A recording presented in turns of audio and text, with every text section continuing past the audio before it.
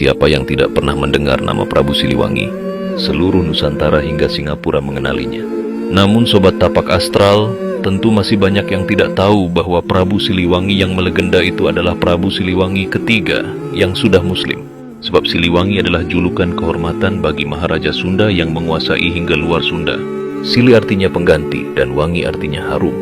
Siliwangi berarti pengganti Prabu Harum atau Prabu Linggabuana, seorang Maharaja Sunda Galuh yang sekarang terpecah menjadi dua kota, yaitu Ciamis dan Tasikmalaya.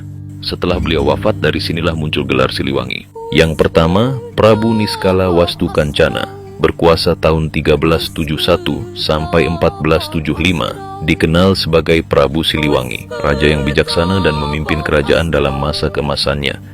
Yang kedua, Sri Baduga Maharaja Ratu Aji alias Prabu Susuk Tunggal, berkuasa tahun 1475 sampai 1482. Prabu Siliwangi kedua memimpin ketika kerajaan Sunda terpecah menjadi dua kekuatan besar, Sunda Galuh dan Sunda Pakuan.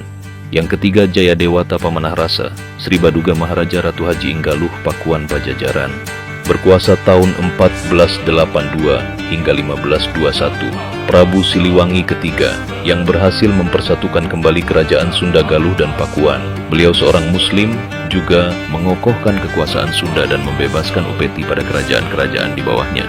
Yang keempat, Prabu Surawisesa, berkuasa tahun 1521 sampai 1535. Prabu Siliwangi keempat yang menghadapi serangan eksternal dari Kesultanan Banten, namun tetap mempertahankan kerajaan dan membuat batu tulis. Yang kelima, Prabu Dewata Buana Wisesa atau Ratu Dewata, berkuasa tahun 1535 sampai 1543. Prabu Siliwangi kelima yang memerintah di tengah masa-masa penuh ancaman dari luar.